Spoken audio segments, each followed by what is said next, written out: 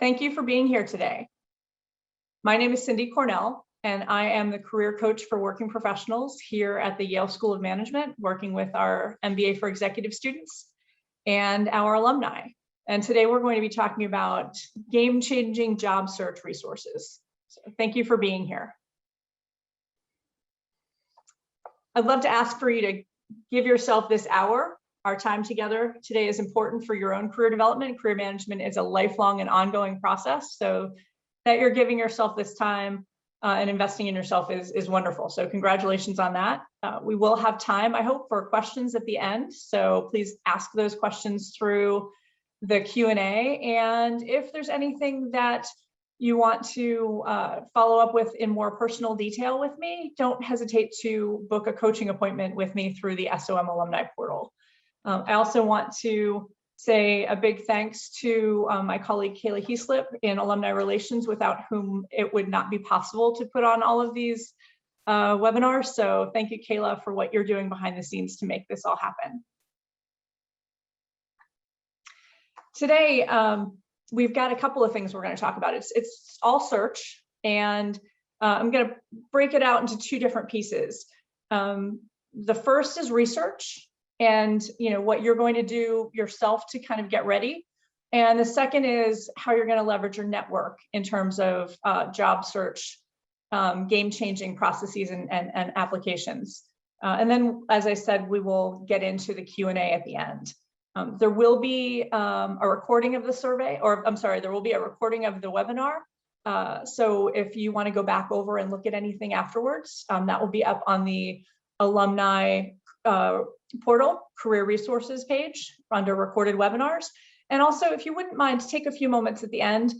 These webinars are for you, and I'd love for you to give your feedback in the survey that's going to come to you after the webinar. So thanks in advance for taking a few moments to do that. So in terms of where we're going today, by the end of our time together, I'm hoping that you're going to be able to think about your search in a new way, and that you might go a little bit more deeply than you have in the past in terms of what you might think is appropriate presentation or preparation. All of this is to help you to make your very best presentation to potential employers, and also to figure out if it's even an employer you want to work with. I often ask people when they come to me for coaching and they want help getting a job. My first question is often, do you want it? And often people pause and say, that's a really good question, because they've been so focused on getting it. They haven't stopped and calibrated with their own personal values and their own search checklist and criteria to figure out if this is really going to get them where they want to go short-term and long-term. As well, I want to remind you that one of the things that recruiters are adamant about is that when you are talking to people, you need to be really clear about what it is that you want to do, what skills you bring to the table, and why you believe you'd be really good at a certain type of role. Why would you be successful in the role? And the only way to answer those questions compellingly is to know enough about the company. First of all, knowing enough about yourself, but to know enough about the company to be able to talk about how by working in that environment, you're going to be able to create value. And you really want to capture their attention in a positive way relative to their language and how they think and speak about things. So that's where we're going today. So let's dive right into search overview. There's a whole bunch of things that I'm not going to go into in great detail that I would hope that you're already thinking about in terms of your search. One that's really important in 2020, 2021 is Zoom and or any other video conference platform. I spoke with somebody yesterday who was doing an informational interview for a potential new role, and it was in a platform that he wasn't actually comfortable with or familiar with. And he wound up dialing into what he thought was intended to be, in hindsight, he thought it was intended to be a video call. So I want to encourage you to think about your preparation and your tools for search. It's not just, kind of getting ready and getting the interview. It's how are you presenting during the interview? Are you comfortable with the platform that you're going to be interviewing across, assuming it's not in person? Is your lighting good? And you want to be thoughtful about the lighting in the room that you're in at different times of the day. Is your space organized and comfortable? Do you have your target list of companies that you're looking at researching, and Do you have your calendar organized with your tasks across your job search? So many different things that you want to think about that are over and above kind of diving in and doing specific research about companies. So this is just a quick list of some of those things I'm not going to talk about in great detail today. And hopefully you'll spend some time thinking about each of these for yourselves as well. I do want to encourage you to have a peek at some of our other webinars. And this is the link to the career resources on the alumni portal. Remembering that many of these webinars are also posted on the Yale School of Management YouTube videos page. All of these search elements work together. So the research without the storytelling isn't going to get you very far. Not being clear about what your offer is to employers is, as I mentioned a few minutes ago, kind of a cardinal sin from a recruiter standpoint. You really need to know what you want to do and why you're there. And then how do you tailor your resume to articulate those things in ways that people find compelling and they pull them in. So there's many other resources here that I would encourage you again to leverage as part of your search as well. Check my notes to see if I missed anything. I don't think so. So we're going to scoot right ahead. The future of work is important to think about as well as we're considering research. The past is not always predictive of the future. If we had looked at a future outlook in January or February of 2020, we would never have expected the next 12 months to look the way they did. And I also want to remind you that on the recovery side of any recession, this one caused by a global pandemic, things look different probably than they looked on the beginning or on the front side of the recession or the pandemic. So I really want you to kind of contemplate what it is that you believe is going to be demanded or requested or needed in the world, and how is it that you want to contribute to work in that space. Next month, I'm going to be speaking with SOM alum Jeff Schwartz about his new book, Work Disrupted: Opportunity, Resilience, and Growth in the Accelerated Future of Work. In that book, he shares that according to some estimates, in the coming years, automation will likely replace 30% or more of tasks in 60% of occupations. Only 5% of jobs are going to go away entirely. So it basically says that many of us are going to change how we do what we do.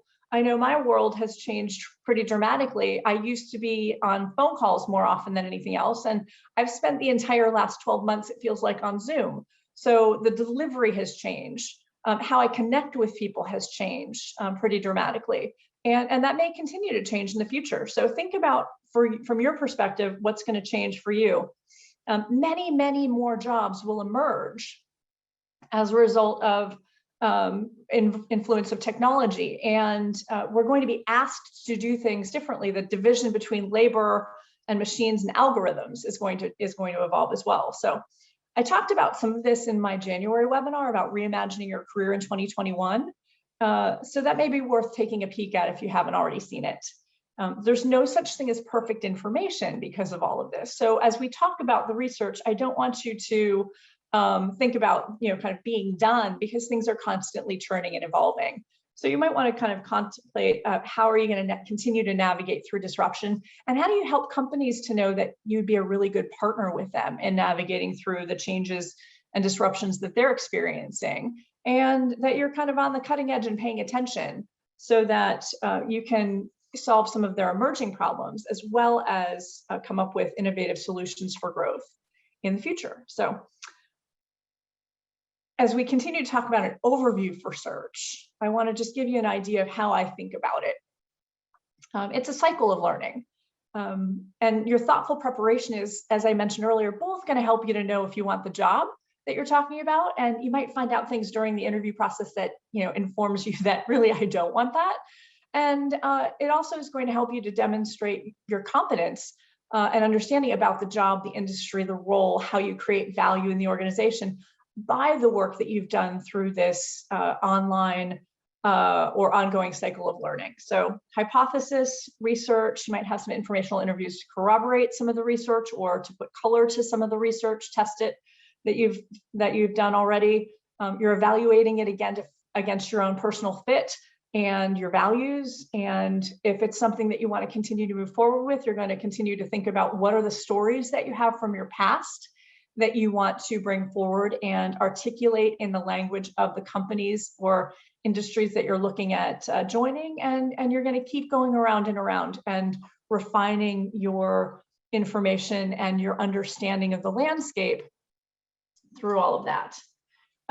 As I think about this cycle, I might, encourage you. You might have heard me say in the past that curiosity is a superpower. I love asking questions, and I think some of the best preparation is pausing before you kind of dive in and say, what am I looking to know here? So, an example here, if you don't mind. I'm excited about this job. I think it aligns well with my experience and values.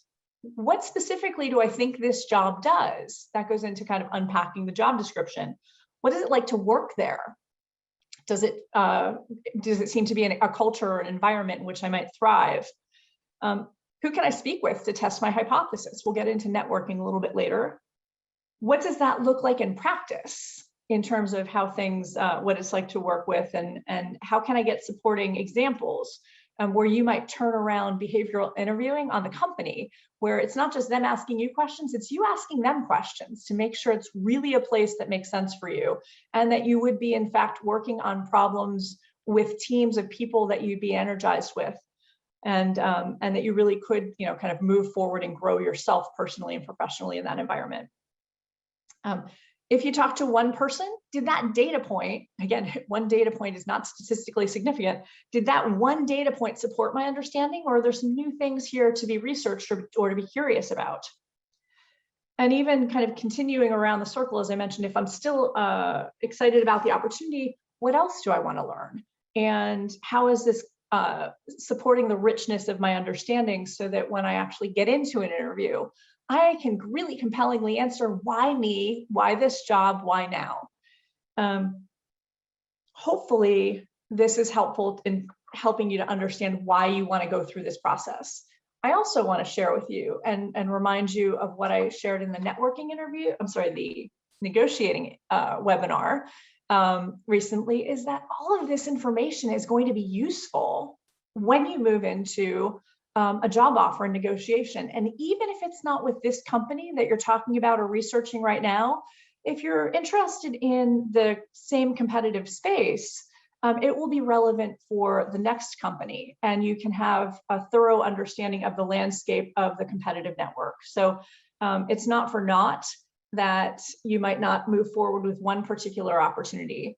All of these things kind of will dovetail in and help you to have a very well demonstrated strong understanding of the business environment that you'd be working in.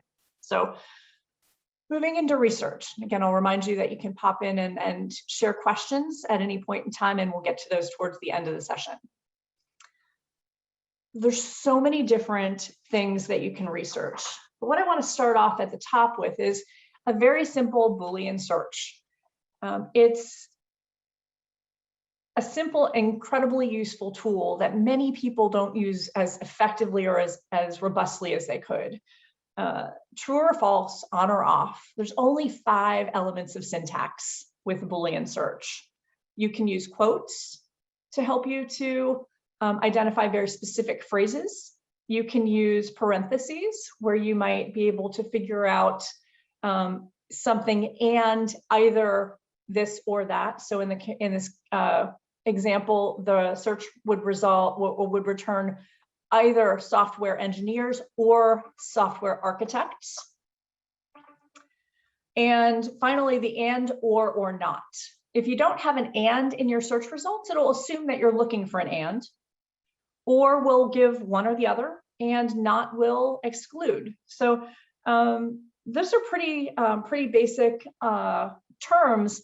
And when you're in the space of doing searches, and you can do those in even our CMS function for our job opportunities in the Yale School of Management portal, you can use these very robustly. And I want to encourage you to think about what I call a rule of thumb in research across, kind of the internet, is assume the information that you're looking for is out there and that you just haven't found it yet.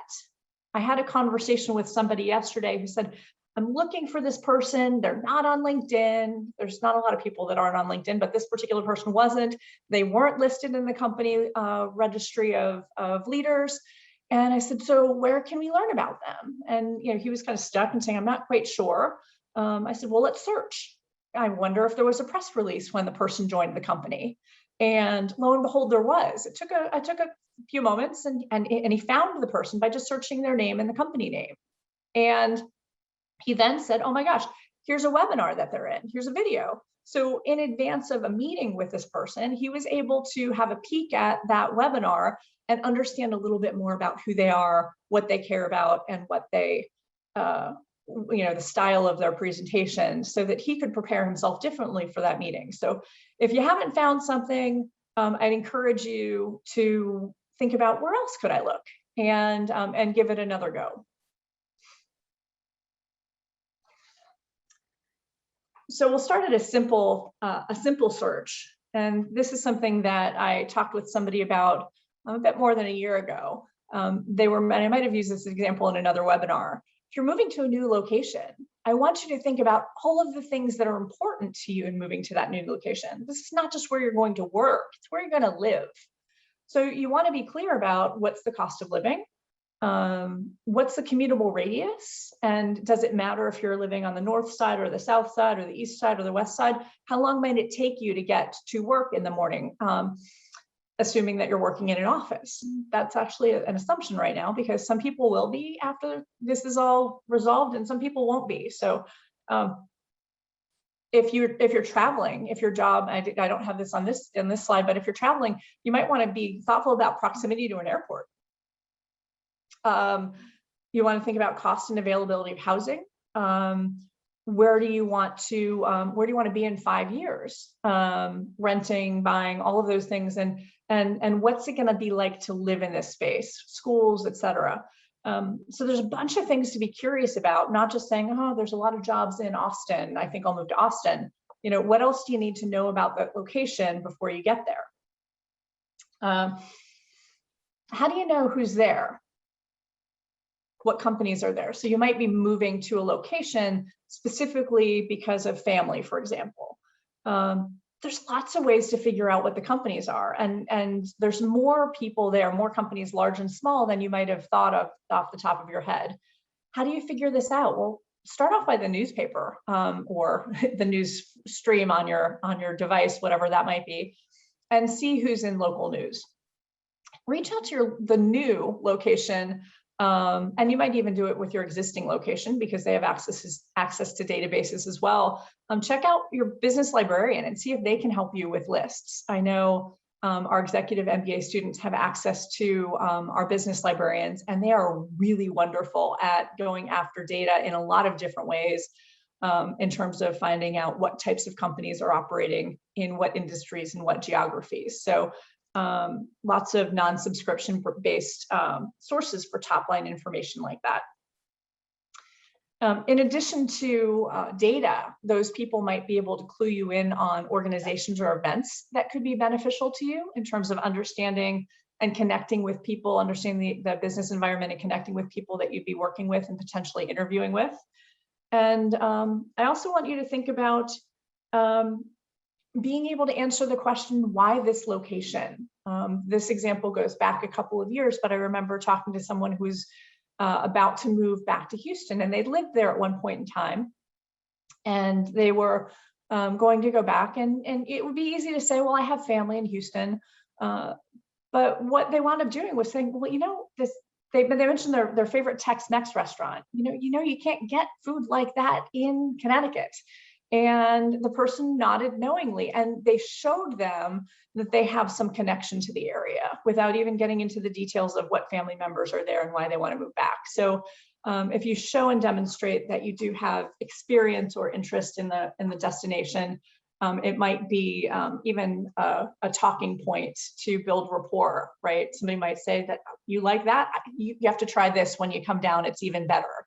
And that's just a nice way to get to know people on a more personal level. So really getting into and understanding not just the business landscape of where you're moving to, but also a little bit more about the amenities there as well. I want you to also think about when you're researching, there's so many different ways to research. This just happens to be LinkedIn. I did a search on Savannah, Georgia, and I might not be looking for a demand planner role here, but I now know that there's this organization, Strength of Nature. Who are they? What do they do? And there's a couple of other companies here that I hadn't heard of before that I might want to kind of dig into and figure out who else is in the location. If you're early in a search, look at this, as I said, not as a means to find the job, but rather to understand the companies and operations in a city. You might also then start to figure out if there are certain companies that you're interested in.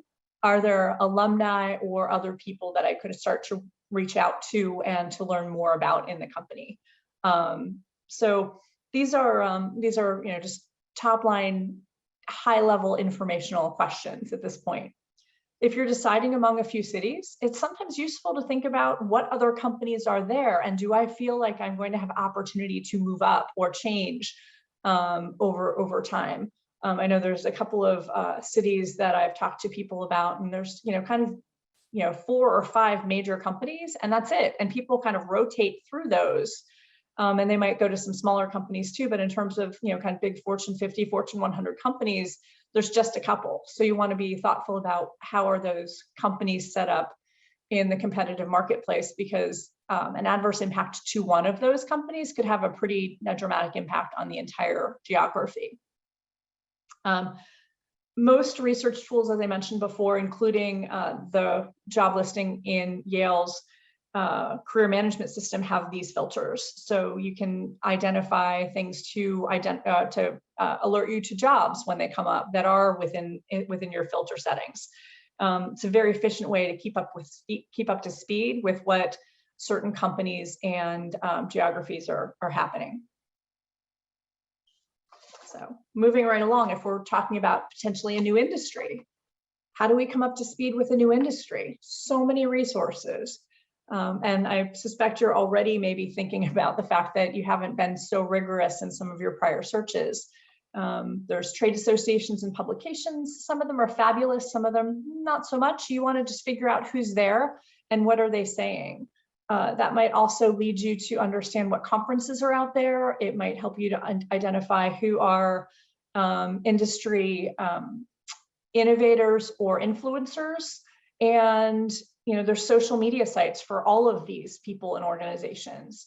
So who are you clued into? Who are you checking out? And you may not be looking at all of them every day, but if you're active in a search, I would highly encourage you to identify a couple of these that you're following and carve out time in your schedule to follow up and make sure that you're on the cutting edge of what's happening in the world. A young person that I was coaching recently was looking to move to a new city and move specifically into an industry. And I had sent out in the first couple of conversations, a couple of suggestions for these are the types of things that I would expect you to be reading if you want to be successful there and show people that you're committed to not just moving to the city, but committed to being successful in the business. And they were shocked that in their first informational interview, they got that same advice from the industry leader that they were speaking to. And they were able to say, yes, I've actually already read this and this. Thank you for this recommendation, though that one's new. And that showed and demonstrated their connectedness to what was making what the levers were in that business, in that industry. Education and certifications, there may be some things that you want to play with up front. I had a conversation with somebody who was looking to move out of traditional media into some of the platform marketers, the Amazons, Facebooks, Googles, et cetera. Functionally, what they were doing in sales was the same. And in fact, this person had been involved in media sales for longer than those companies have existed. When he first started talking to people, they said, no, you don't do what we do. And we found a couple of intro to LinkedIn courses, LinkedIn learning courses, and he was able to then translate what he did and what his deep experience was in into the language that they were using in their businesses. And all of a sudden they're like, wow, you know exactly what we do.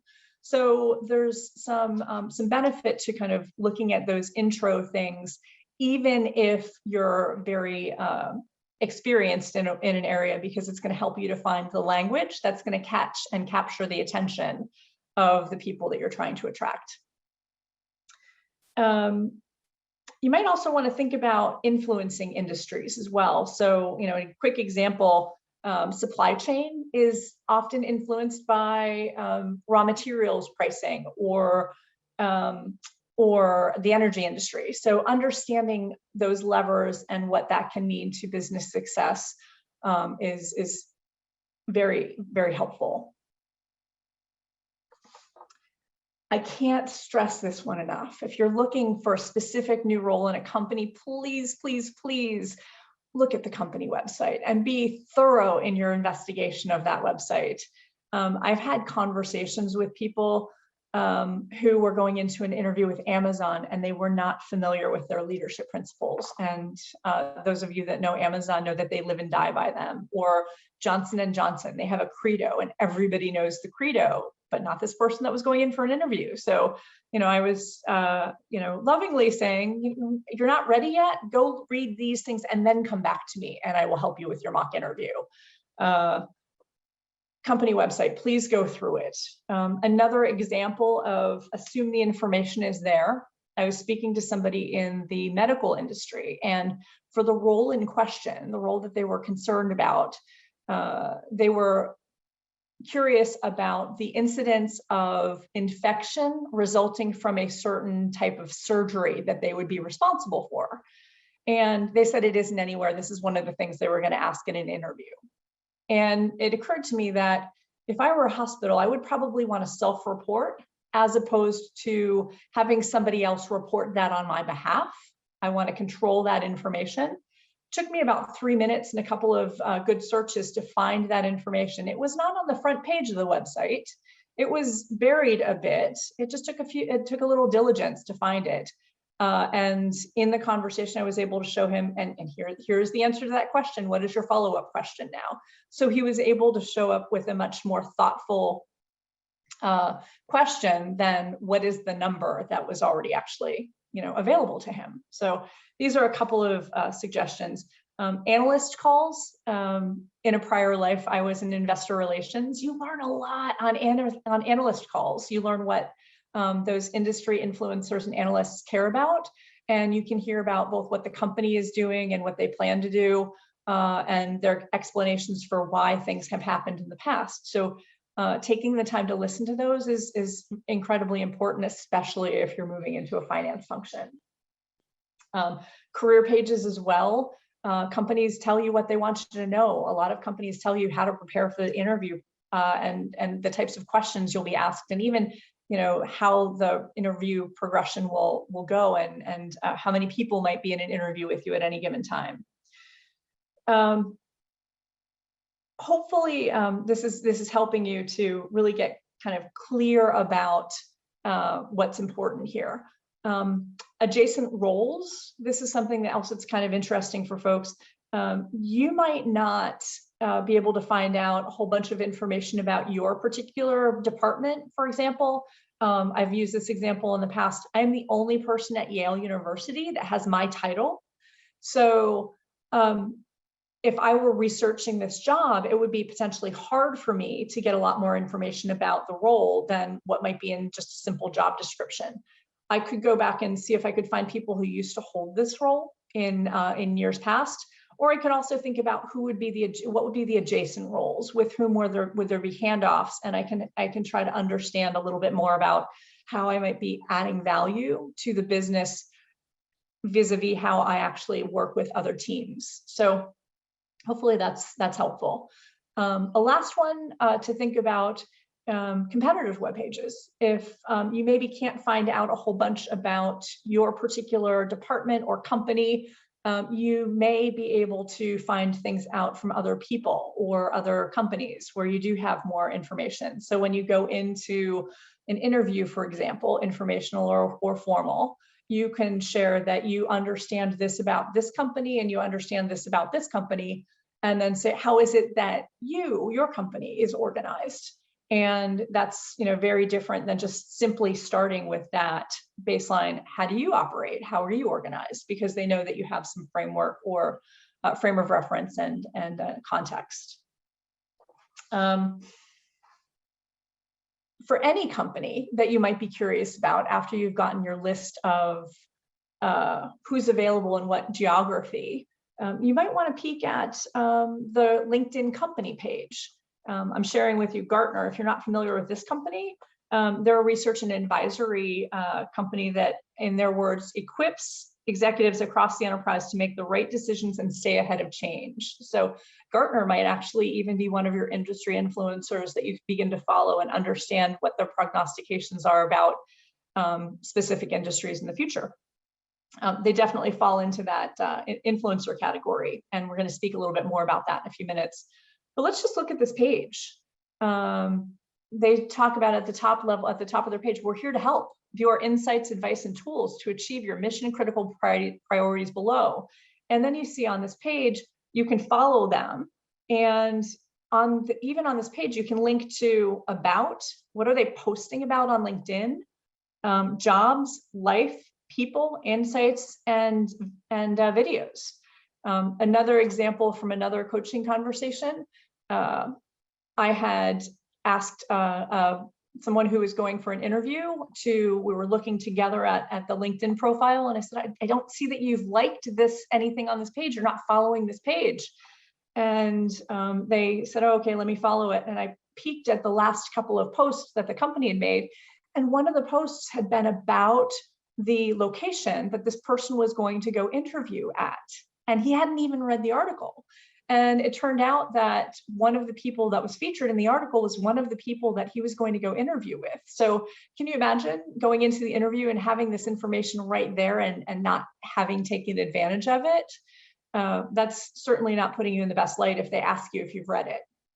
So definitely take some time and rigorously go through these companies that you're interested in. Again, you want to follow them. Recruiters can see if you're following, internal recruiters can see if you're following the company.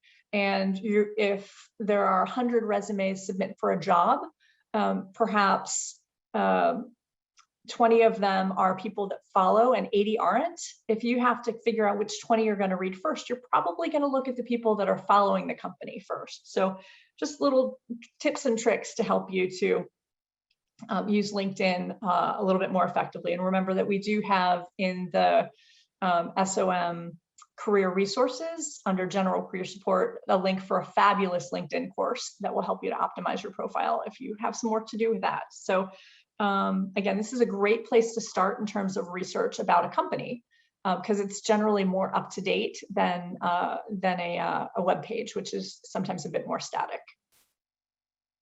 So where else can we get great information? I would think about experts. If you're moving into a new industry, you might want to think about who are the industry experts in terms of consultants, for example. Who specializes in what? And what resources do they have publicly available? I'll give you a couple of examples in a few moments.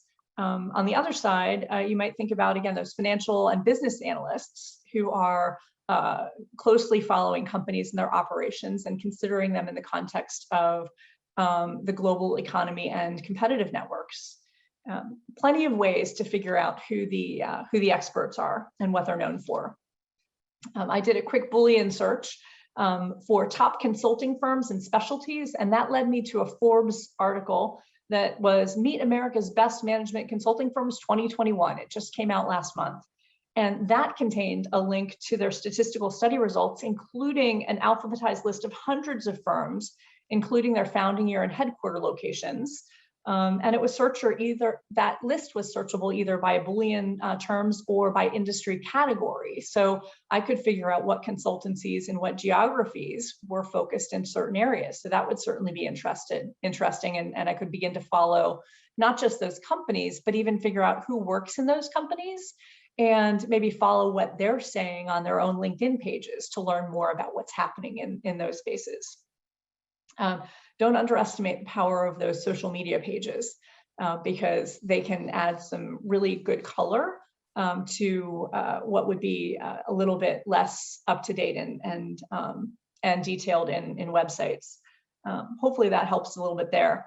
In terms of the analysts, the example I had there is a quick search for investment analysts aerospace brought up a current Barron's article that talked about 5 aerospace stocks that were going to take off soon, take flight soon, and that included the name of not just firms, these 5 firms, but also the name of a top analyst in his comments about what he expected to happen in the business. So there's just a couple of ways to start to dig in and understanding more robustly both industries and specific companies. Here's an example from Deloitte. This is tabbing on their industries tab on the top page of their website. And you see there's a lot of industries. And if you click into any one of those industry focus areas, much more comes up. Here's another view under their Insights tab. And you can see that they have topics and sectors and spotlights. And if you dig in, you can see on the left, it's talking about an Insights magazine. They have debriefs, they have webcasts about these different functional areas. So again, there's lots of ways, and this is just one global consulting firm. There's so many more ways to learn about companies through other firms, and as I was mentioning earlier, those industry trade associations and organizations as well. One other thing, we're about to move into networking. Another thing that was quite powerful, I thought, at the bottom of each of the pages when you dig into the functional areas in the Deloitte industries, there were some of the top people at the firm, so you could actually begin to follow them and see what they're posting about and what their social media and webinar presence looks like to learn even more. So networking, we've done all of this research, we have all of this data, we've got notes all over the place. It might even be beginning to get a little confusing. I want to remind you of that circular diagram I shared earlier. You have some hypotheses, you do some research, you're finding out some answers to some of your questions, and now you want to corroborate that research by talking to people. So I don't want you to go it alone. LinkedIn connections, including your personal friends, are quite powerful.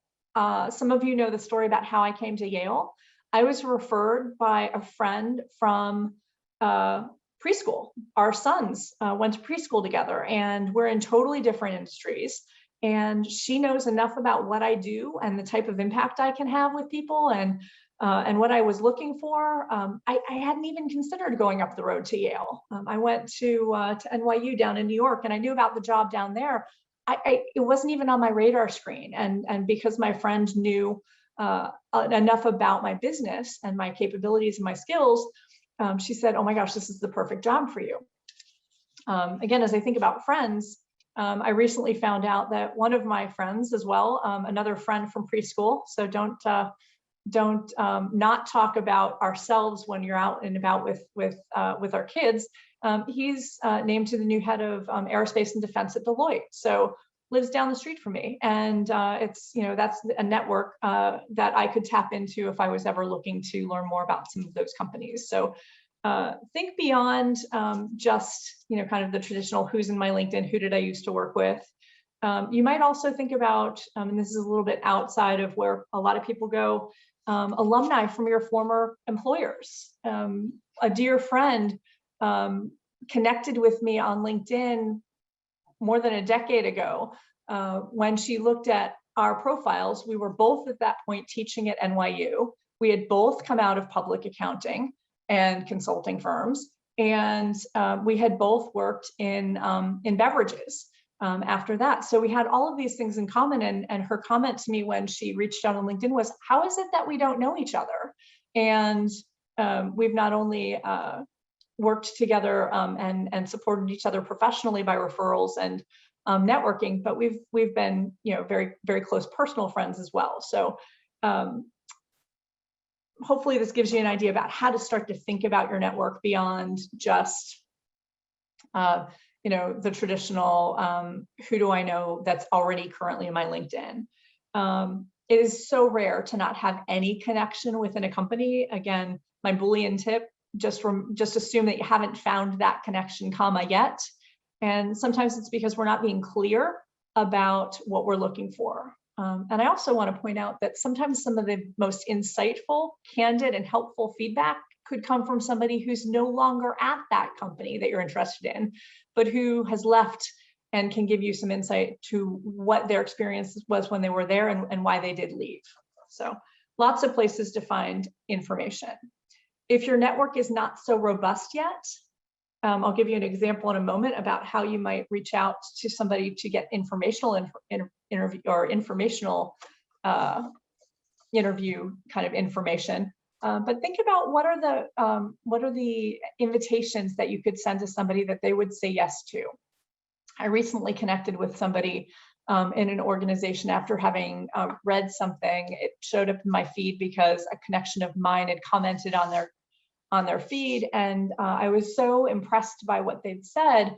I responded with my acknowledgement of the fact that we both used to work for the same company, and that I really appreciated what they were doing in the company that they were in currently, and that I was hoping that we might connect so that I could follow more closely what they're doing, and thank them again for leading so powerfully in ways that I believe will make a difference in the world. And very senior person in the organization, I got not just the acceptance to the LinkedIn request, but also a note back. So think about what might people say yes to. What would you say yes to if you received a thoughtful connection request? The last point on this page I want to kind of call out because it's pretty important. I mentioned industry influencers before. They're in social media. You should be following them already. What you can also do, though, is comment and like the things that they've shared. Thoughtfully comment, not just say great article, but articulate what about the article you found great. Those interactions on LinkedIn or on social media are going to accrete to your own personal brand. So you want to comment on things that align with your brand. You also might want to share or amplify messages in your own feed that are with attribution to them, that showcase and highlight what the things are that you're interested in and care about. So hopefully that's something that is a useful tip that you might begin to pay attention to more. Here's a quick suggestion. I often share with people this language. I'm contemplating what might come next for me. And I would love your point of view about, something. I'm not reaching out to people and asking about a specific job. I might let them know that I'm getting ready to, I found this opportunity that in your company that seems quite interesting. And I'd just like to understand your experience and your point of view. They can say yes to that meeting. If you reach out and say, hey, I'd love to know more about, do you know the hiring manager? What do you know about this or that or the other thing? They probably don't. Companies are big. If you have this initial conversation, understanding about their experience and understanding more about what they care most about or what they found most valuable, they may then be willing to do a little bit more research for you in terms of finding out what some of those other connections could be. So the big takeaway from this is ask questions that they can say yes to. And then you might move along from there. So we're getting close to the end here. The last group of experts I want to talk about are the recruiters. I want to remind you that recruiters work for the companies, they don't work for you. Different recruiters have different specializations, and they can be very useful. So the trick with recruiters is this, and I know that you hope that you connect with a great executive recruiter and poof, magic wand, they have a job for you. It's not generally how it works. It's, again, more of the networking. It's getting to know somebody, it's establishing trust and rapport, it's being really clear with your messaging about what you've done, what you'd hope to do, and kind of what your goals might be, short-term and long-term, so that they can keep you in mind when the right opportunity comes up across their desk. So it is about building trust and rapport over time, and making it easy for them to keep in touch. Another good hint with recruiters is, and I've shared this in the recent executive search webinars that we've done. We've done a couple of them that are posted up in our career recorded webinars this year. You can also be a credible source for them, a credible source for other connections. They might be working on something that's not pertaining to you or something that would align with you. Ask them what they're working on and see if there's anyone that you might recommend that they talk to that could be a good fit. That's going to, again, keep you at the top of their mind when the right opportunities do come up. We at Yale do have a connection with an organization called Blue Steps, and that could be a good start in terms of where to learn more about how executive search works. They are a service of the Association for Executive Search and Leadership Consultants, and they will share with you kind of career intel and opportunities that you might not be able to find on other search boards. And what happens when you post through their network, it's not a guarantee that you're going to get a call. It's kind of never a guarantee, but you will be in a group of resumes that will be read first as they're going through the piles that they might receive relative to any jobs. Reaching out and getting to know people, knowing, using the lists of recruiters that they have to figure out the specializations, learn more about them, follow them on LinkedIn, potentially connect with them on LinkedIn, read something that they wrote and write to them and tell them how much you appreciated that. You are now connected with them. And the next time they're going through a search, even if you haven't had a personal conversation with them, you will be within their network and they would do a search on their LinkedIn and potentially find you in there. So this is, again, why having a great LinkedIn profile that's up to date is so important, because recruiters use that all day long to figure out who they want to bring forward and present to companies. So we're getting close to the end here. Moving into wrap up, we've covered a lot today. Again, please put your questions into Q&A if you have any. And I am hopeful that you found a couple of these tips useful. Again, reminding you that the whole search process and these tools are used in an ongoing cycle of learning, where as you robustly include this, all of these sources in your preparation, you're going to be able to answer the question, why me, why this job, and why you're set up for success. And you're also able to ask some really smart questions when you go into the interview to test to make sure your assumptions about how this place would be to work is going to align with what you're looking for and in an environment which you'll thrive. Also, I want to remind you again that knowing all of these elements are going to help to position you better in in negotiating when you get to that space. And again, even if it's not for the company that you initially started looking at, you've got some competitive benchmarks to other companies that are in the same competitive space. Finding a great role in which you're doing work that you love in an environment in which you're going to thrive is going to take some work. It doesn't happen by accident. You need to know yourself, and it's really important to start with a long-term vision for what you'd like to accomplish over your career, and not just what the next job is going to be, so that you can be certain that this thing that you say that you want is going to get you a step closer to being able to look back at the end of your career across all the things that you've done, saying, wow, that was great. I had the impact in the world that I had hoped to.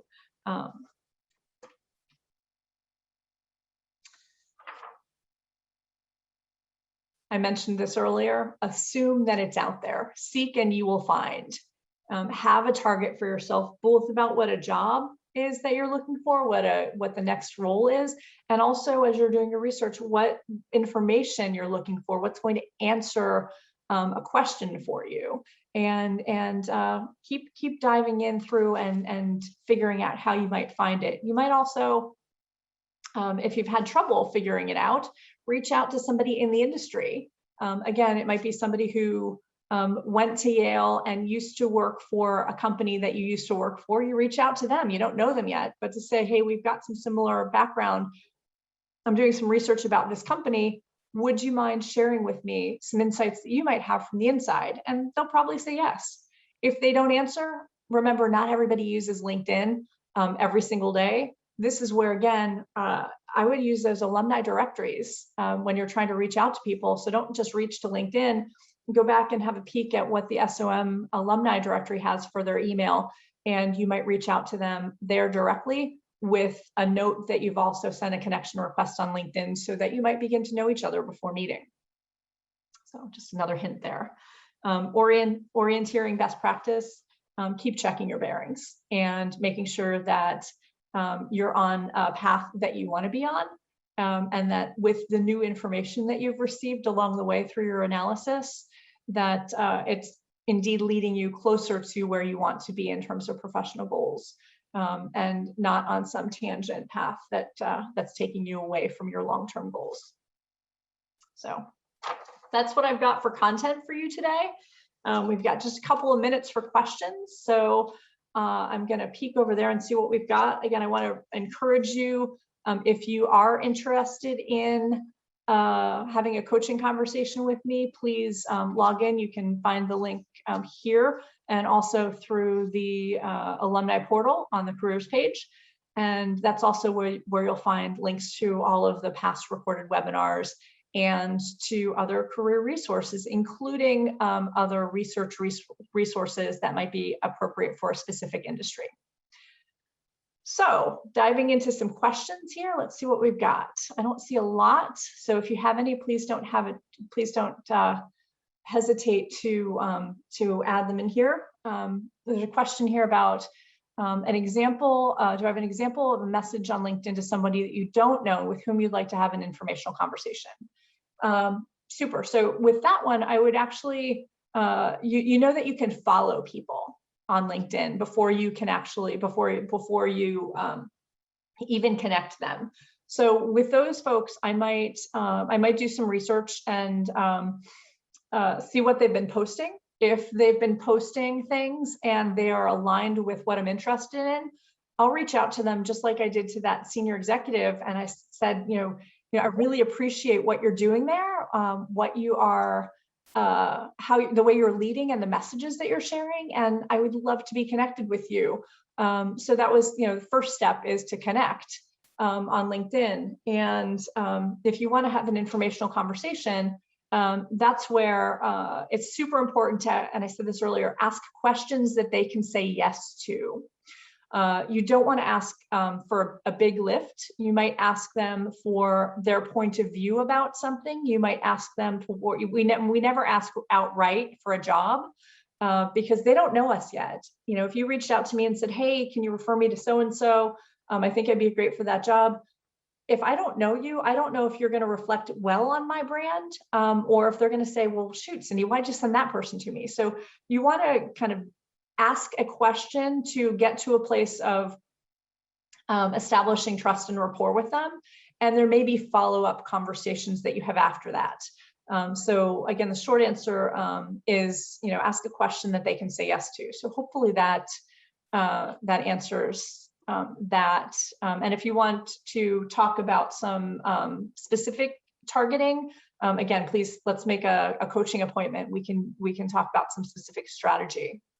Somebody else asked about elaborating on Blue Steps. Again, on the alumni career services page, we do have a link for our partner link with Blue Steps. They do webinars, they've got white papers. So you can find a link for that in the career resources, and make sure that you do use the Yale link. If you can't find it or have difficulty finding it, do reach back to me. It is referenced in the notes. So you'll receive the notes to the slides and the notes to the session at the conclusion of the program when the video is ready. So you can peek in there as well for that. Again, further questions about that, we can have conversation in an appointment. A template, how to organize research and findings. This is important. So the short answer is no, because we're all different. It's kind of like our computers. If you've ever gone to try to look into somebody else's computer to figure out or to find something, you might look at it and say, how do you actually find anything? Because the way we think about organization is different. The way I'd suggest that we start about research and organization is I start with questions. And I might have a notebook and I put a question at the top of the page and I turn the page and I write another question and I turn the page and I write another question. And I do encourage you to write things down, not just type them or to kind of say, oh, I read that, so I know that. I want to make sure, especially if you're working on a couple of different companies, to be able to make notes, add to notes, identify places even where there might be inconsistencies. I've seen that, and I can even think about that in my own past, where I've asked questions and I've gotten answers that can't concurrently be true. And when you write them down, it makes it a lot easier. But that's a thing where it's, again, really important for you to identify what's important for you in terms of your own job screen, if that makes some sense. So again, I'm happy to have a conversation personally to talk about what might make the best sense and what would be most helpful for you. I have time, I think, for one more question. Let's see.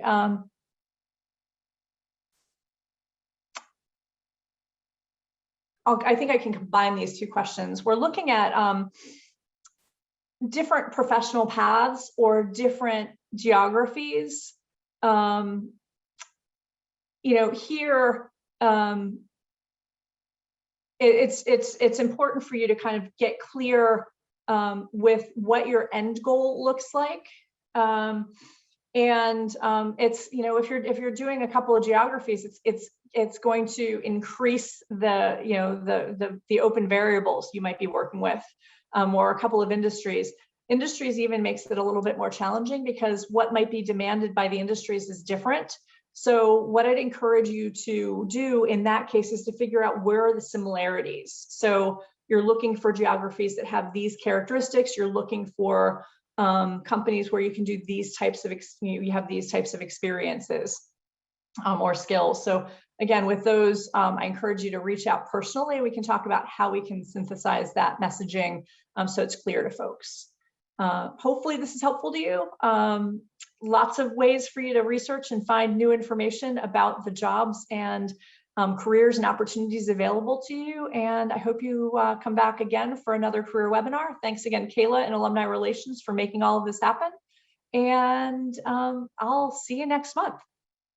That's all I've got for today. Thank you.